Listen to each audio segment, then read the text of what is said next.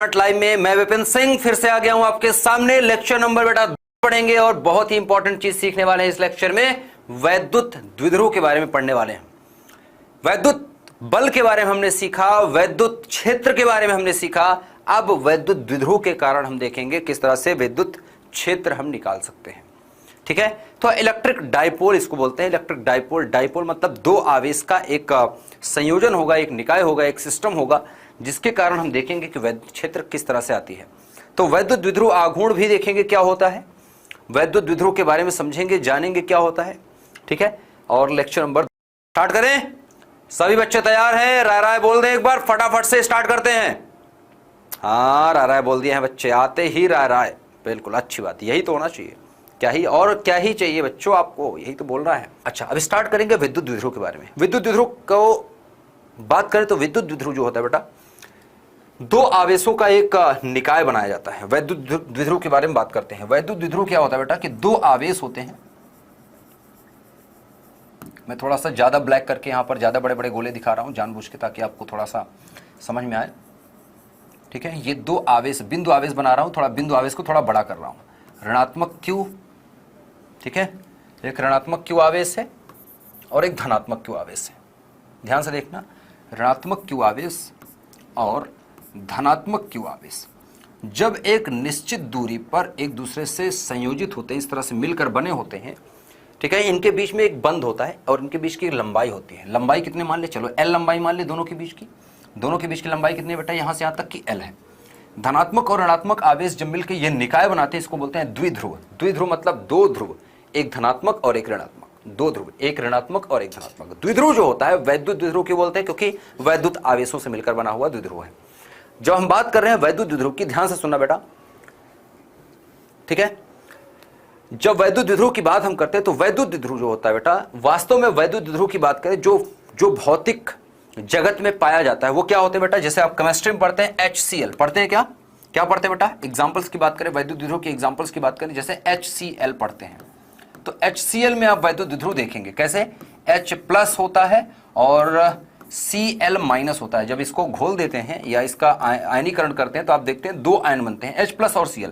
तो H+ वास्तव में ये H+ को ऐसे दिखा सकते हैं H+ और Cl- ये है Cl-, और ये इनके बीच में जो बंध बना होता है बेटा, HCl के बीच में जो बंध बना होता है, ये इनके बीच की दूरी है L, और यही है वैद्युत द्विध्रुव। वैद्युत द्विध्रुव की जो L की लंबाई होती है ना, वास्तविक लंबाई की बात करें तो ये लगभग 10⁻⁻10 मीटर की होती है, मतलब बहुत छोटी लंबाई होती है। ये जो लंबाई हमने मानी है ना द्विध्रुव के बीचों में, दोनों आवेशों के बीच की जो दूरी मान रहे हैं, ये बहुत छोटी होती है। सच्चाई यह है कि ये दूरी बहुत छोटी होती है। ये हमने इतना दूर दिखाया है क्योंकि इतना दूर दिखा रहा हूं मैं आपको जानबूझ के। वास्तविकता यह कि बहुत पास होते हैं, इतने पास कि आपको दिखेगा भी नहीं, आपको माइक्रोस्कोप की मदद से देखना पड़ेगा। ठीक है, तो ये बहुत छोटी होती दूरी L, इन दोनों आवेशों, इन दोनों ध्रुवों के बीच की जो दूरी होती है बहुत छोटी होती है। और द्विध्रुव जो है बेटा, द्विध्रुव में एक आवेश धनात्मक और ऋणात्मक होगा। और सबसे अच्छी बात यह है यहां पर, और सबसे जरूरी बात यह है कि यहां पर जब हम द्विध्रुव की बात करते हैं तो द्विध्रुव में एक ऋणात्मक एक धनात्मक तो सही है, लेकिन दोनों आवेशों का जो परिमाण है, मतलब मैं -Q और +Q की बात करें तो दोनों का मान बराबर होना चाहिए। दोनों आवेशों का मान जो है Q और Q दोनों का बराबर होना चाहिए। ऐसा नहीं होना चाहिए कि ये 2Q हो और ये Q हो ना, दोनों पर आवेश भी समान होने चाहिए विपरीत प्रकृति के, और दोनों का मान भी बराबर होना चाहिए। ठीक है, और दोनों अल्प दूरी पर, ये L जो है अल्प दूरी, इसको हम बोलते हैं अल्प दूरी, अत्यंत अल्प दूरी है ये, अल्प दूरी पर ये संयोजित होते हैं, अल्प दूरी पर ये व्यवस्थित होते हैं। ठीक है, इस तरह के बहुत सारे हैं, जैसे CO2 पढ़ते हैं, HCl पढ़ते हैं, H2SO4 पढ़ते हैं, तो ये सभी हाँ 1 एंगस्ट्रॉम लगभग। ठीक है, तो एंगस्ट्रॉम के यूनिट में आप इसको बोल सकते हैं। तो ये द्विध्रुव है। अब द्विध्रुव में खास द्विध्रुव के बनने के लिए शर्त क्या है कि दोनों आवेशों का मान बराबर होना चाहिए और दोनों आवेश विपरीत प्रकृति के होने चाहिए, एक धनात्मक एक ऋणात्मक, और दोनों पास में होने चाहिए। ठीक है, दोनों पास में होने चाहिए, मतलब दोनों अल्प दूरी पर होने चाहिए। सही है, सही है ना। ठीक है, अब इसमें एक बहुत ही इंपॉर्टेंट चीज आती है, एक नया चीज है इसमें, वैद्युत द्विध्रुव आघूर्ण। वैद्युत द्विध्रुव आघूर्ण एक होता है।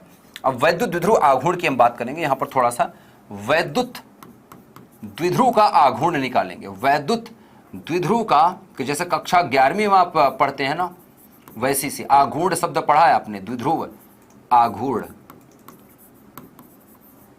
वैद्युत द्विध्रुव आघूर्ण एक इसकी एक राशि है, एक भौतिक राशि है। यहां पर एक इसका बहुत ही इंपॉर्टेंट रोल होता है। तो वैद्युत द्विध्रुव आघूर्ण को P से निरूपित करते हैं और ये सदिश राशि होती है बेटा। ये क्या होता है? सदिश होता है। P से निरूपित करते हैं, छोटे p से, और ये सदिश राशि है। और P बराबर होता है बेटा आवेश गुणे आवेशों के बीच की दूरी। तो क्योंकि दोनों आवेश तो समान ही है बेटा, क्योंकि दोनों आवेश प्लस q और ऋणात्मक q की बात करें तो चिन्ह नहीं लेना है, आवेश का मान।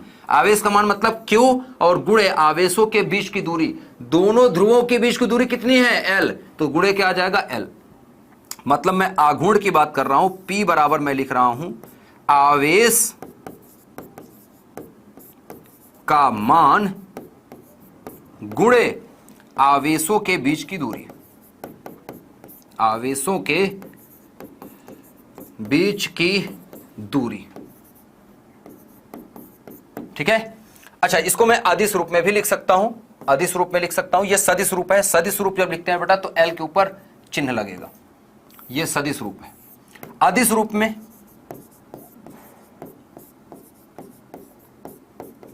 अदिश रूप की बात करें तो अदिश रूप क्या हो जाएगा बेटा? अदिश रूप हो जाता है P बराबर Q गुणे L। सिंपल सी बात। अच्छा, हम दूरी अगर इसके बीच की, बहुत सारे बच्चे सोच रहे होंगे कि सर 2L होता है, 2L होता है या 2A होता है ना? बहुत सारे बच्चे से सोच रहे होंगे सर 2L आता है, इसमें 2L आता है ना? बहुत सारे बच्चे से सोच रहे होंगे। सही सोच रहे हो, होता है, लेकिन लिखेंगे हम तभी होगा ना। तो इसमें 2L अगर मैं मानूंगा दूरी तो 2L, उस पर आता हूं, मैं बताऊंगा आपको थोड़ा सा। अच्छा, क्यों गुणे 2L? इसके मात्रक की बात करिए, कूलाम है और ये मीटर। आवेश का मात्रक क्या होता है? कूलाम। आवेश का मात्रक कूलाम और गुणे दूरी का मात्रक L। L मतलब दूरी। दूरी का मात्रक क्या होता है बेटा? मीटर।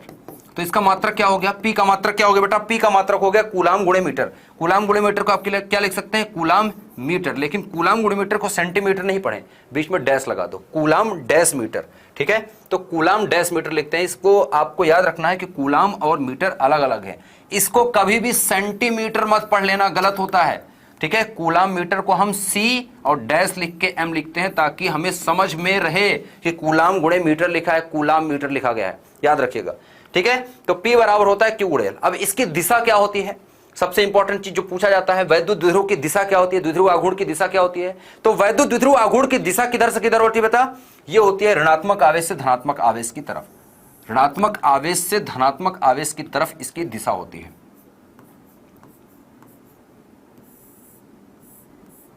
ऋणात्मक आवेश से धनात्मक आवेश की तरफ P की दिशा होती है बेटा। किधर से किधर?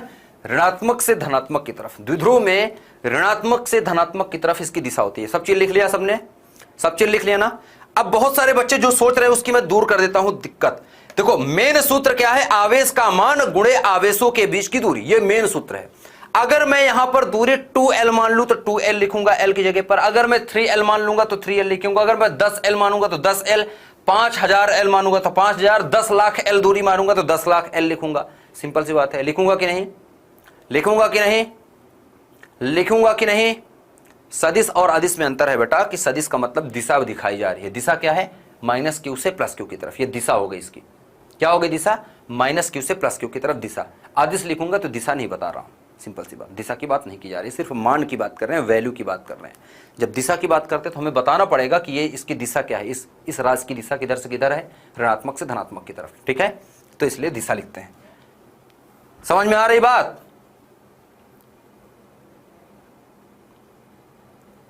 सही है ना? चलिए, अब मैं थोड़ा सा आपको जो बच्चों का कंफ्यूजन है मैं बता दूं। जैसे मैं मान लूं कि यहां पर एक द्विध्रुव इस तरह से है, एक द्विध्रुव ऐसा सा है। ये थोड़ा सा बड़ा बना लेते हैं। एक द्विध्रुव ऐसा मैं मान लूं कि ये ऋणात्मक Q है और ये धनात्मक Q है। तो यहां से यहां तक की दूरी अगर मैं मान लूंगा बेटा ये 2L है, तो मैं क्या लिखूंगा? P बराबर लिखूंगा Q गुणे लिखूंगा 2L, ठीक है। सिंपल सी बात, सिंपल सी बात। अगर ये पहला मैं बोल रहा हूं, अगर मैं यहीं पर मान लूं कि ये -Q है और ये +Q है और इसके बीच की दूरी अगर मैं मान लूं 2A है, तो मैं क्या लिखूंगा? B की बात कर रहे हैं, ठीक है। ये इसको A लिख लो, A और B की बात करें तो यहां पर लिखूंगा P बराबर मैं क्या लिखूंगा बेटा? Q गुणे 2A लिखूंगा, ठीक है। अगर मैं यहीं पर मान लूं कि द्विध्रुव ऐसा है अच्छा, एक चीज याद रखना कि जरूरी नहीं कि माइनस क्यू हरदम इधर रहे, इधर भी हो सकता है, इधर भी, कहीं भी लिख सकते हो। प्लस क्यू और माइनस क्यू बस ये होगा, अब किधर होगा क्या ये आपकी मर्जी है, ठीक है। अगर मैं यहां से यहां मान लूं आर दूरी मानूंगा तो आर, अगर मैं यहां पर मान लूं कि ये, मान लो कि ये 50L मान लेता हूं, 50L दूरी मान लूंगा, तो मैं लिखूंगा P बराबर क्या लिखूंगा बेटा, P बराबर क्या लिखूंगा, Q गुणे 50L। सिंपल सी बात, ये हमारे ऊपर है कि मान क्या रहे।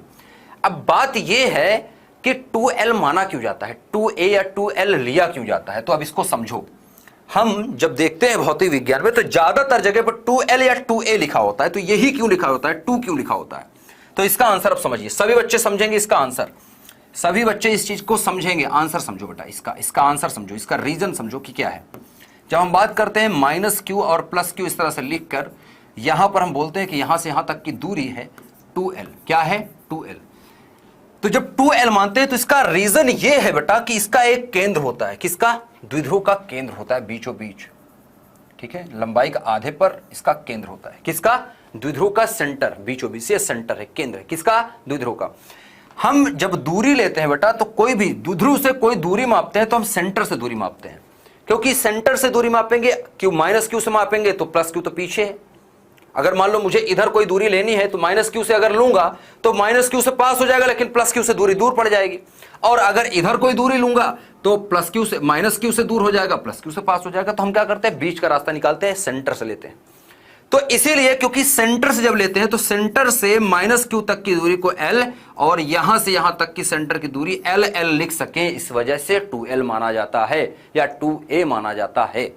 अगर हम A लिखेंगे 2L की जगह पर अगर मैं 2A लिख रहा हूं तो इसका मतलब यही है कि इसको A और A लिख सकूं, मैं इसको A और A लिख सकूं, इसलिए बोला जाता है, ठीक है। क्योंकि हम जो कैलकुलेशन करेंगे वो हम सेंटर से लेके करते हैं और सेंटर से कैलकुलेशन करते हैं, इसीलिए हम 2L या 2A मानते हैं ताकि हमारी कैलकुलेशन आसान हो। क्योंकि अगर हम सिर्फ L मानेंगे, अगर हम सिर्फ L मानते, ये माइनस क्यू ये प्लस क्यू, अगर मैं L मानता, इनके बीच की दूरी अगर मैं L मानूं या A मानूं, चलो A मान लेते हैं, ये पॉइंट O है, तो अब हमें यहां से यहां तक की दूरी अगर करेंगे तो A/2 और यहां से यहां तक की दूरी A/2 लिखना होगा। तो बटे में आ जाता है जब चीज, तो गुणा भाग जोड़ घटाना करने में थोड़ी दिक्कत होती है बटे वाली चीजों का, बटे में जब होगा तो थोड़ी दिक्कत आती है।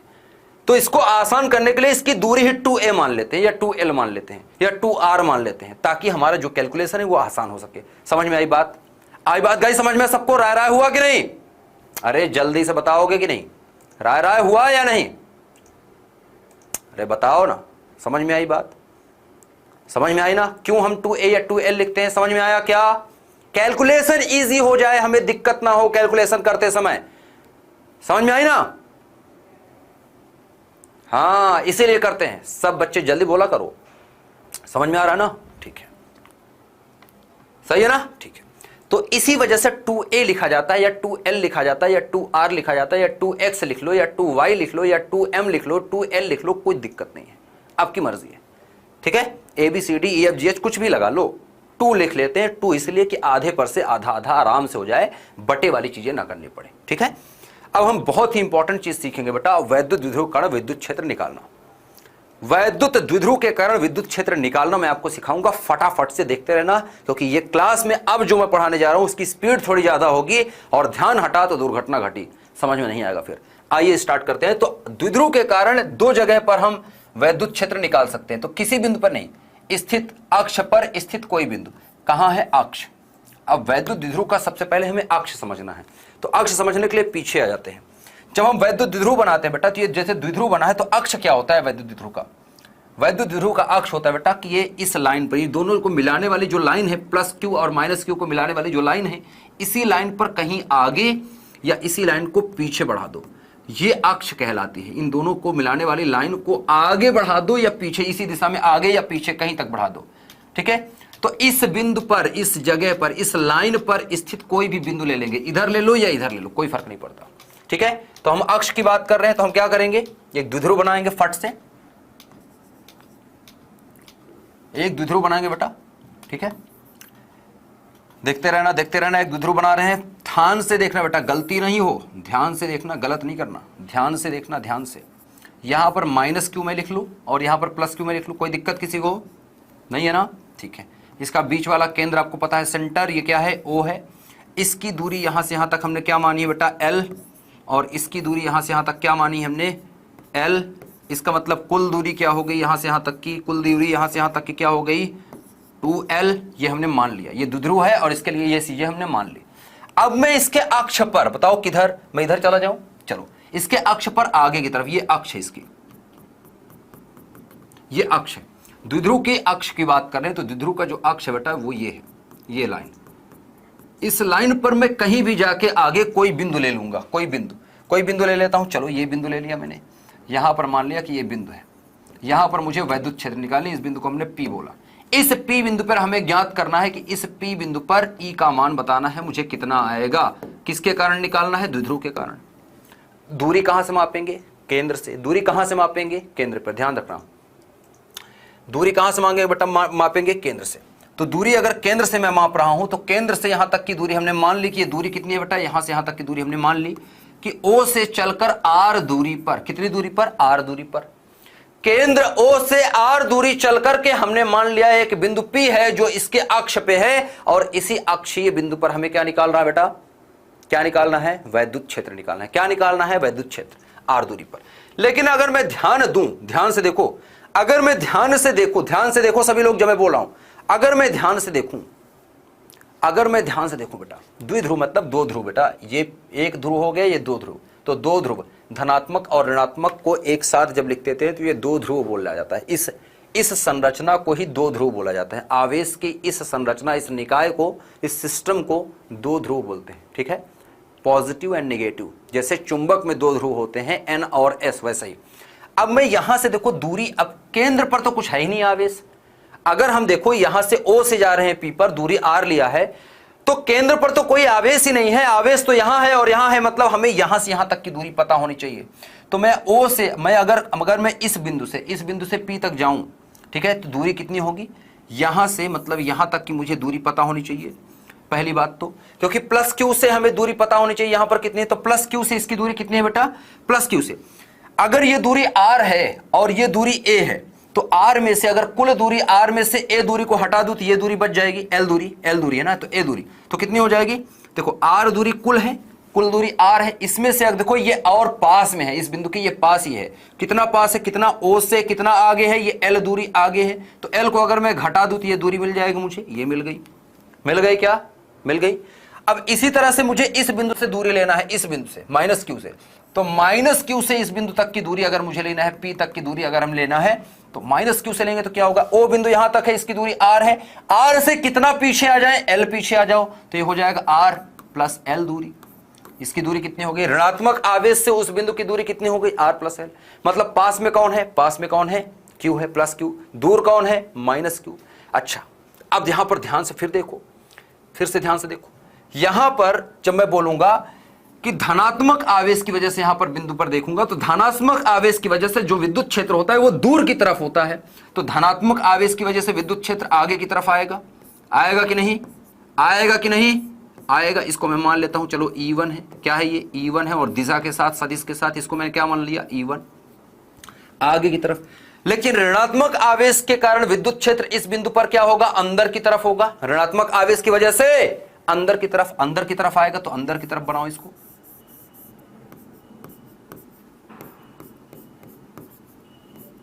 ये अंदर की तरफ हो गया विद्युत क्षेत्र, इसको मैंने मान लिया E2। ये दिशा क्या है, अंदर की तरफ, एक के लिए बाहर की तरफ। तो इस बिंदु पर दो विद्युत क्षेत्र आ गई, एक आ गया बाहर की तरफ, एक अंदर की वजह से।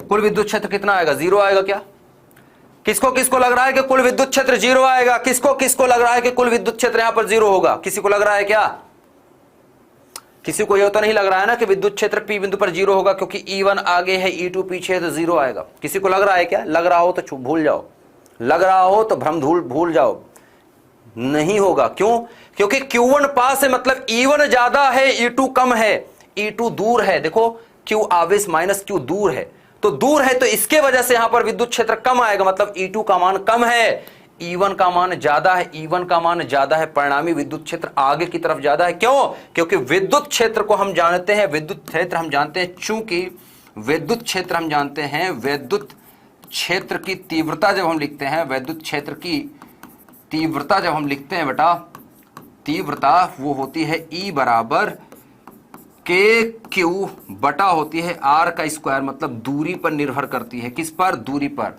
तो जो पास में है उसके लिए विद्युत क्षेत्र ज्यादा होगा, जब दूर जाएंगे तो विद्युत क्षेत्र कम होगा। ठीक है, अंदर की तरफ ही तीर बनाए बेटा। कहां दिख रहा है तुझे? क्या दिख रहा है बच्चे तुझे? क्या दिख रहा है? बाहर दिख रहा है क्या? प्लस क्यू की वजह से बाहर की तरफ, माइनस क्यू की वजह से अंदर की तरफ। सिंपल सी बात है, समझ में आ रहा है? अच्छी बात है, दिख रहा है? अच्छा, अब मुझे सिर्फ और सिर्फ दोनों की वजह से विद्युत क्षेत्र लिखना है।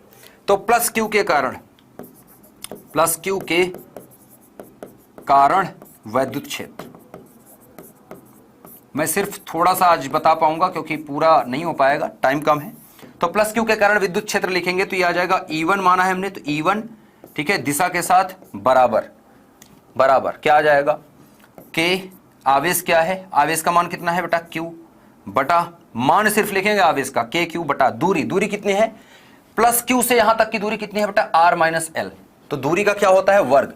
तो कितना है? R माइनस एल का क्या लिखाएगा? वर्ग। दिशा किस तरफ है? दिशा दिशा दिशा दिशा क्या लिखेंगे? दिशा को मैं थोड़ा सा अलग तरीके से लिखता हूं। क्या है? P से दूर की तरफ, P से दूर की तरफ। इसको मैं लिख सकता हूं O से P की तरफ। O से P की तरफ है ना, आगे की तरफ। O से देखो तो P की तरफ, P से तरफ, आगे की तरफ। ठीक है, तो इसको मैं लिख सकता हूं O से P की ओर, P की तरफ, P के तरफ, O से P के तरफ। ठीक है, O से P के तरफ, अंदर की तरफ नहीं है, बाहर की तरफ लिख सकता हूं क्या? ठीक है, ये समीकरण 1 बोल सकता हूं इसको, समीकरण 1। इसी प्रकार माइनस क्यू के कारण, माइनस क्यू के कारण विद्युत क्षेत्र लिखेंगे तो क्या आएगा बेटा? ये आ जाएगा E2 बराबर सेम चीज के क्यू और बटे में क्या आ जाएगा बेटा? दूरी कितनी है? R plus L, minus Q से, तो R प्लस एल का वर्ग। और दूरी क्या होगी बेटा? अंदर की तरफ, मतलब P से O की तरफ। दिशा क्या है? P से O की तरफ, उल्टा हो जाएगा।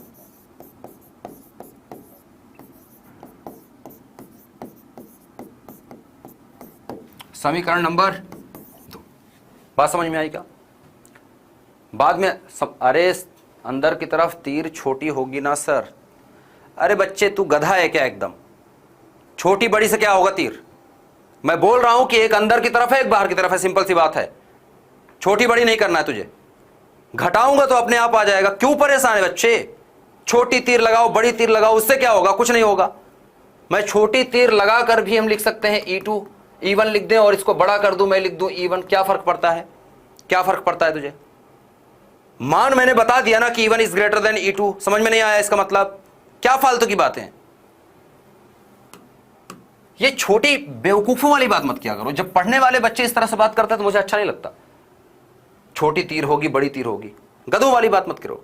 भौतिक विज्ञान में सिर्फ घटा देंगे, आंसर आएगा। सिंपल सी बात। छोटी तीर बड़ी तीर कुछ नहीं दिखाना आपको। सिंपल सी बड़ी तीर नहीं, दोनों तीर बराबर बना दो, कोई फर्क नहीं पड़ता। दोनों को बराबर बना दो, कोई फर्क नहीं पड़ता। सिंपल सी बात है। जब घटाएंगे हमें ये पता है कि R इज ग्रेटर देन, यहां पर R माइनस 1 कम है, R प्लस 1 बड़ा है।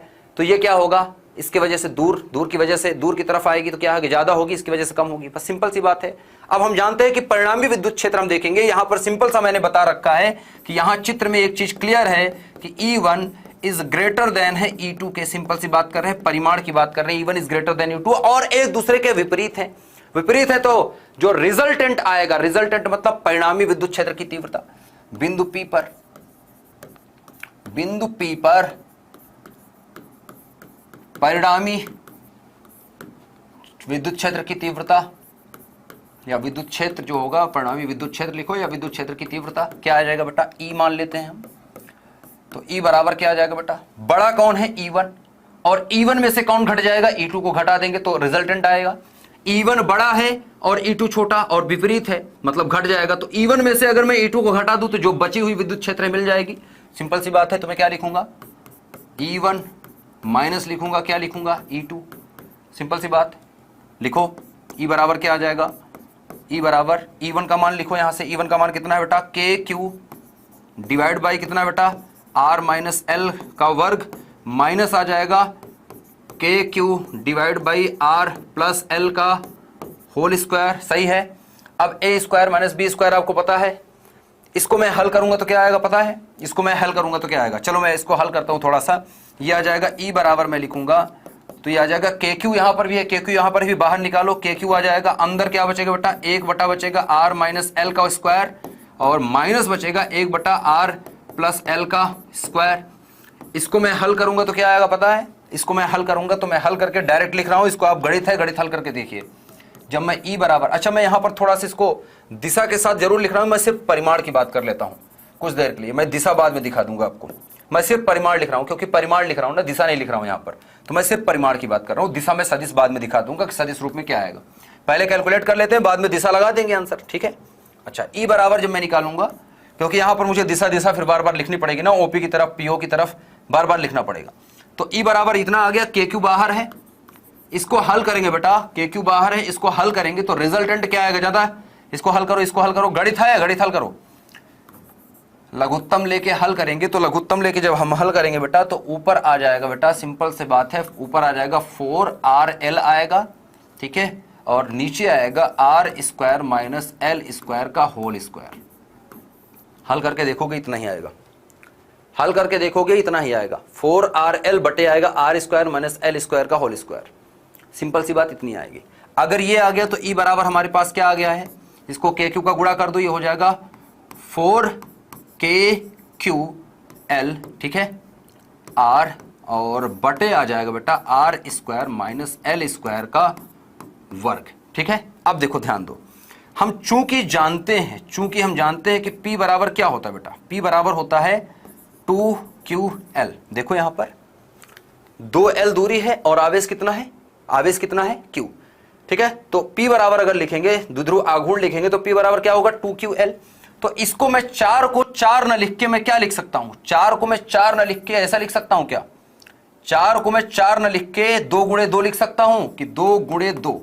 अब आप देखेंगे तो 2 गुणे 2 लिखने का फायदा यह हुआ कि 2QL, जब हम देखेंगे 2QL को मैं क्या लिख सकता हूं P, 2QL को क्या लिख सकता हूं P, बचेगा क्या 2KR बचेगा, तो यहां पर आ जाएगा E बराबर, ध्यान दो E बराबर आ जाएगा, K बचा है और 2 तो बचेगा 2KR और गुणे में आ गया है P, ठीक है, गुणे में आ गया है P और बटे में बचेगा R square minus L square की घात 2। सही है क्या, यहां तक सही बच्चे बताएंगे, सही है क्या, देखते रहो, सही है क्या, सही है क्या, ये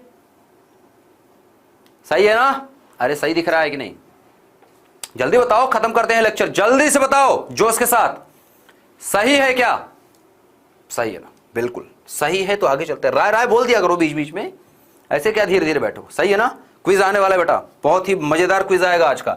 तो हमारे पास जो आ गया उसको अगले पेज में लिख लेते हैं। हमारे पास आ गया है E बराबर 2KR और गुणे में आ गया है P और बटे में आ गया है R square minus L square की घात 2। अब यहां पर बहुत ही इंपॉर्टेंट चीज हम करने वाले हैं बेटा, ये आ गया हमारे पास। इसमें अब मैंने क्योंकि स्टार्टिंग में आपको बताया कि जो वास्तविक ध्रुव होते हैं, द्विध्रुव, जो वास्तविक द्विध्रुव होते हैं -Q और +Q, इसमें हमने बता रखा है कि जो इनके बीच की दूरी होती है बेटा, चाहे 2L मानो चाहे L मानो, जो इनके बीच की दूरी होती है, वास्तविकता ये है कि ये इनका जो ऑर्डर होता है वो लगभग 10 की घात -10 मीटर के घात के होते हैं। मतलब बहुत अल्प दूरी होती है, क्या होती है, बहुत छोटी दूरी। इसका मतलब कि जो दूरी R ली है वो बहुत बड़ी है। मैं बोल सकता हूं वास्तविकता यह है कि यदि, या मैं बोल सकता हूं चूंकि, यदि नहीं चूंकि हम जानते हैं कि जो दूरी L है बेटा वो बहुत छोटी है किससे, R से, इसलिए हम L को निगलेक्ट कर देंगे, इसलिए हम L को क्या लिख देंगे बेटा, 0 के समान ले लेंगे। तो इसी सूत्र को फिर से लिखेंगे तो ये आ जाएगा E बराबर आ जाएगा 2K, ठीक है, P गुणे R और बटे में R की घात 2 -0 हो जाएगा और इसकी घात 2 हो जाएगा। तो ये फाइनली आ जाएगा 2KPR बटे R की घात 2 और गुणे 2, 2 दूनी 4। तो ऊपर एक R है, नीचे एक R है, तो एक R से एक R कट जाएगा, बचेगा R की घात 3, बचेगा R की घात 3, बचेगा R की घात 3 बचेगा।